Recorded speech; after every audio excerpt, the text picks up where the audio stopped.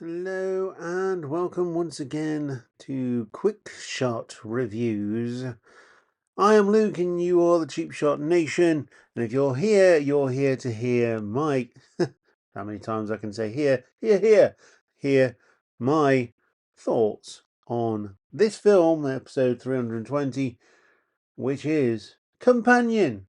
Elaborately titled, I know, but it is more than meets the eye. Literally, it's a sexy Terminator film, and it's a weekend getaway that turns sour when one of the guests is revealed to not be what they seem to be.